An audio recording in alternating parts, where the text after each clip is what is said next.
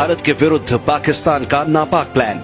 Pakistani senate का 2016 का policy document, जिसमें था भारत के खिलाफ खतरनाक साजिश का मास्टर प्लान।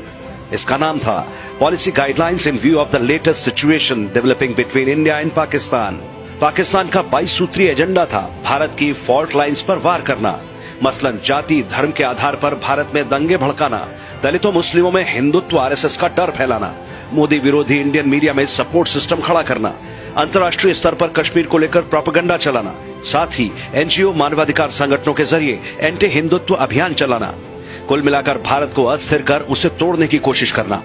पाकिस्तान के उस समय के defence minister Khawaja Mohammad Asif, defence secretary, PM के एडवाइजर सरताज अजीज के अलावा 13 सीनेटर की कमेटी ने इसे मिलकर बनाया था।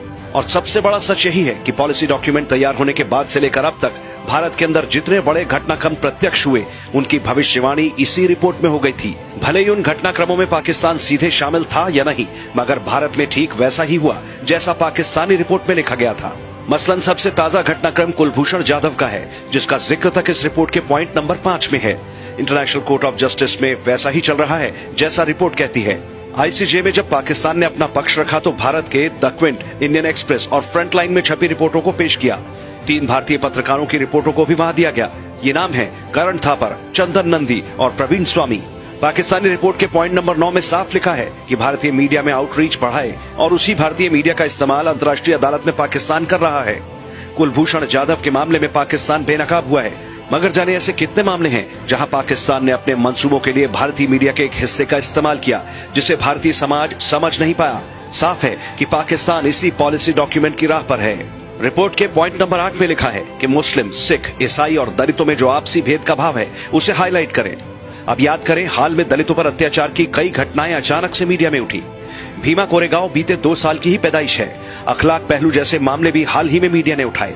भीम आर्मी, जगदीश मेवानी जैसे नेता हाल में पैदा हुए। इसी समय में उमर खालिद और कन्हैया भी हीरो बने। अर्बन नक्सलियों के समर्थन में रैलियां अचानक से बढ़ी और उन्हें विक्टिम साबित करने की कोशिश हुई। मीडिया का एक हिस्सा इन सब पर वैसे ही लिखता है, वैसे ही दिखाता है जैसे पाकिस्तान की ये रिपोर्ट चाहती है। तो फिर सवाल ये कि क्या ये सब चेहरे पाकिस्तानी इंटेलिजेंस के मोहरे हैं? 8वें पॉइंट में प्रधानमंत्री नरेंद्र मोदी का नाम है, आरएसएस और हिंदुत्व भी लिखा है। अब इसका सच देखिए। बीते कुछ समय में राहुल गांधी समेत कांग्रेस और दूसरे राजनीतिक दलों के तमाम दिग्गजों ने एक साथ संघ और हिंदुत्व पर प्रहार शुरू किए। मुस्लिम विक्टिमाइजेशन और दलित विक्टिमाइजेशन का नैरेटिव खड़ा करके आरएसएस और मोदी को मुस्लिम दलित विरोधी साबित करने की कोशिश हुई। अब इसके पीछे कौन सी अंतर्राष्ट्रीय एजेंसियां, लॉबिस्ट हैं, इस पर लंबी बात हो सकती है। ये सब इसी रिपोर्ट में तो लिखा गया था, जिसे प्रत्यक्ष होते भारत की जनता देख रही है। तो भारत की जनता का सवाल भी है, क्या ये चेहरे पाकिस्तानी सीनेट और इंटेलिजेंस के मोहरे हैं? जम्मू कश्मीर पर अंतर्राष्ट्रीय कॉन्फ्रेंस की बातें पॉइंट नंबर 18 में है। ये भी हाल में लंदन में हुई है और ऐसा वो पहले कई देशों में करते रहे हैं।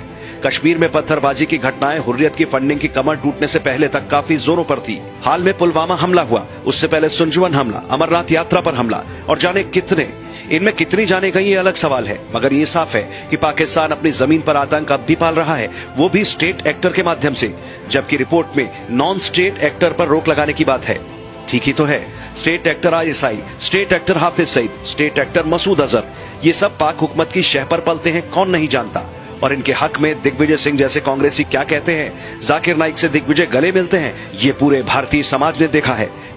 हाफिज सईद साहब जहां तक सवाल उनका है, संपूर्ण न्याय देने का हमारा विश्वास अटूट ना होता तो फिर अफजल गुरुजी को सोनिया गांधी जी को उस हादसे की हमने तस्वीरें दिखाई तो उनके आंसू फूट पड़े और उन्होंने हाथ जोड़कर कहा कि ये तस्वीर मुझे मत दिखाओ। यानी वही होता रहा जो पाकिस्तानी सीनेट की रिपोर्ट कहती रही। तो फिर वही सवाल, क्या ये सब चेहरे पाकिस्तानी सीनेट और इंटेलिजेंस के मोहरे हैं? रिपोर्ट को ध्यान से देखें, ऐसी कई घटनाएं ध्यान में आएंगी जिनका संबंध इसी पॉलिसी डॉक्यूमेंट से दिखेगा। यानी पाकिस्तान के पॉलिसी डॉक्यूमेंट में जो तय हुआ, उसके किरदार हिंदुस्तान में मीडिया, राजनीतिक और अकादमिक क्षेत्र में स्पष्ट रूप से दिखेंगे। यानी ये जो भारत में करते हैं वो पाकिस्तान के पॉलिसी डॉक्यूमेंट में पहले से लिखा है। तो देश के अंदर बैठे गद्दार कौन है, समझना मुश्किल नहीं।